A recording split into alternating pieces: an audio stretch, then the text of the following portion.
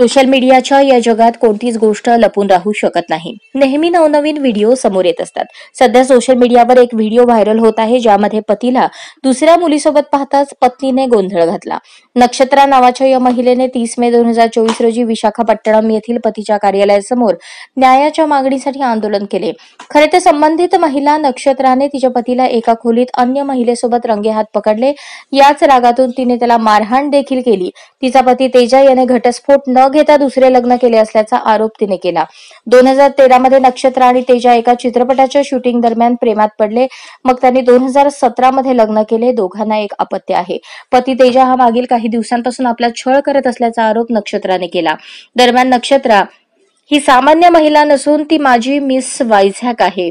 तिने पती तेजावर केलेले आरोप त्याने फेटाळून लावले. तो म्हणाला की माझ्या विरुद्ध अनेक खटले दाखल झाले आहेत आणि ते न्यायालयात प्रलंबित आहेत.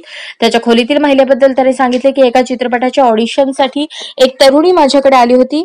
बराच वेळ विरोध आणि शिवीगाळ केल्यानंतर नक्षत्राने तिथून जाणे पसंत केले. नक्षत्र आणि तेजा यांचा प्रेमविवाह झाला आहे. त्यांना एक मुलगी देखील आहे. माहितीनुसार नक्षत्रा तिचा संसार सुरळीत चालण्यासाठी प्रयत्न करत असे.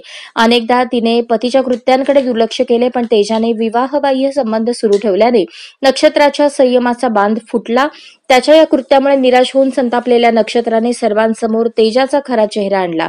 ती जेव्हा त्याच्या ऑफिसमध्ये गेली तेव्हा तिच्यासोबत माध्यमांचे प्रतिनिधी देखील होते.